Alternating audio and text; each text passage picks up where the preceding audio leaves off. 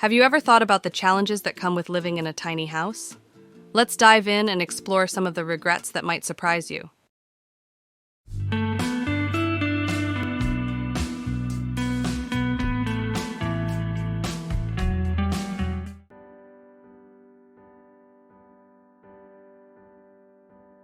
Imagine the frustration of having to undo engineering mistakes, like your builder skipping a vapor barrier or failing to use Z-flashing between the siding joints, leading to those dreaded water leaks.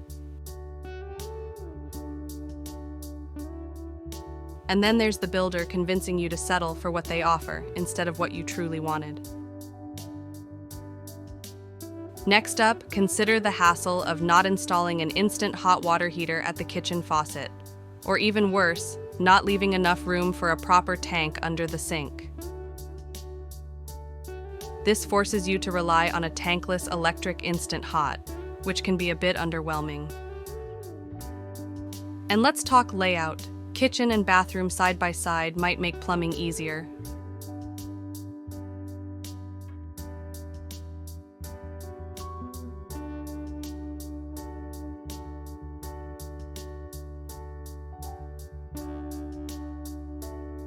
Another thing to think about, is your tiny house too large to move by yourself?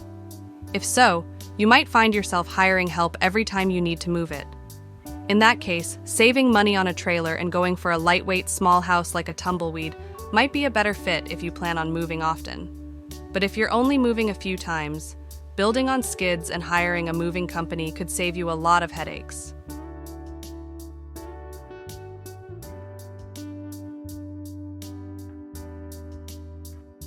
One more thing, don't put all the weight at the back of the trailer. It makes towing dangerous.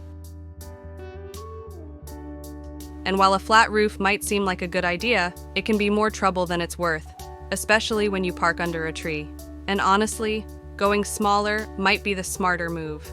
A 160 square foot house can leave you with wasted space, and you might wish you'd opted for something like a 10x10 or even a camper van for better mobility and more options. But it all depends on your goals. Whether you're looking for a cozy stationary spot or a home that's easy to move, your choices should reflect what's most important to you.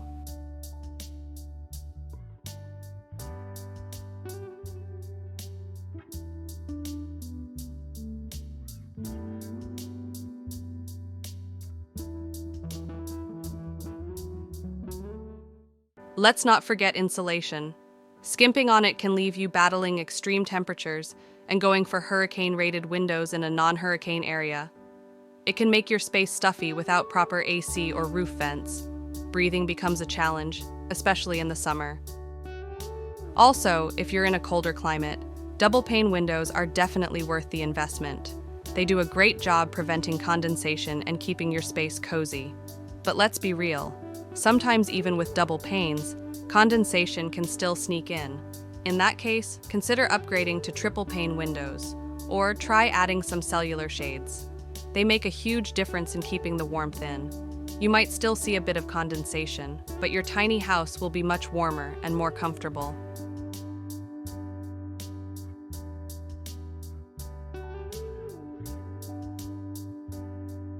Let's talk about sleeping lofts. They might seem cozy, but they can quickly become a challenge, especially if you're dealing with an injury that makes stairs difficult or a ladder downright impossible.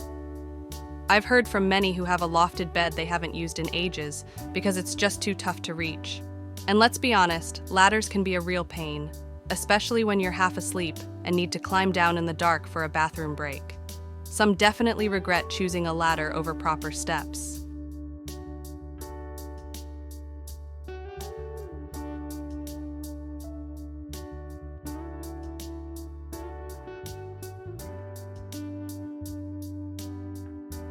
One regret I often hear from tiny house owners is not adding a porch or awning sooner. It could have saved them from some serious water damage. And here's another common misstep: not sealing around the wheel wells well enough. Over time, water can sneak in, leading to repairs that are no fun at all. Next up, let's chat about toilets. Many tiny house owners end up regretting their choice of composting toilets. When you're not feeling your best and stuck with a DIY composting setup, It's a real eye-opener on just how much easier a plumbed toilet could have been.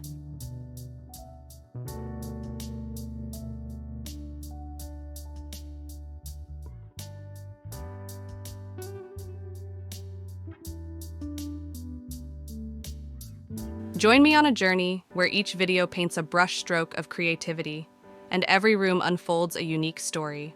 Let's discover the secrets of style and comfort together. Subscribe now and let my shared passion transform your living spaces into havens of beauty and joy.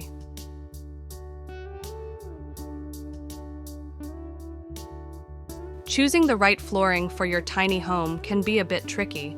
If you're considering used laminate, be aware that it might not stand up to the wear and tear of pets or muddy shoes. Instead, think about roll-out linoleum or other durable options for a flooring solution that lasts longer. And while marble floors might catch your eye with their stunning appearance, remember they can be quite cold, prone to damage, and pretty pricey, especially in a tiny space.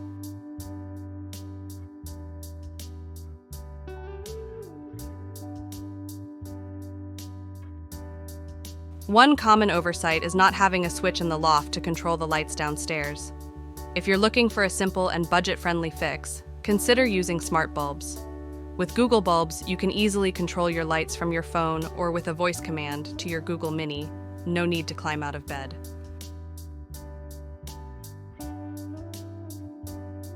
Another handy solution is to use a remote control for your lights, which you can find on Amazon.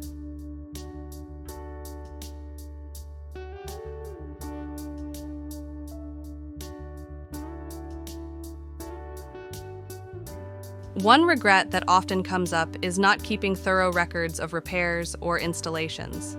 You might think it's just a minor detail, but trust me, having a detailed record can save you a lot of headaches down the road. Without these records, it can be challenging to track what's been done or figure out what needs attention.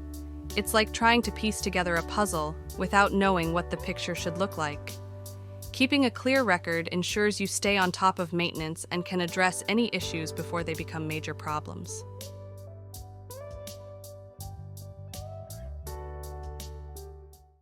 Let's talk about something that can be easy to overlook but is so important: treating the wood in your tiny house. Skipping this step might seem like no big deal at first, but it can lead to some pretty serious termite troubles down the road. Termites love untreated wood, and once they start, they can cause a lot of damage before you even notice them. So, taking the time to properly treat the wood not only protects your investment, but also gives you peace of mind, knowing your tiny home is safe and sound. Moving in before your tiny house is fully built might seem tempting, but it can come with its own set of challenges. Waiting until everything is complete can save you from potential headaches down the road.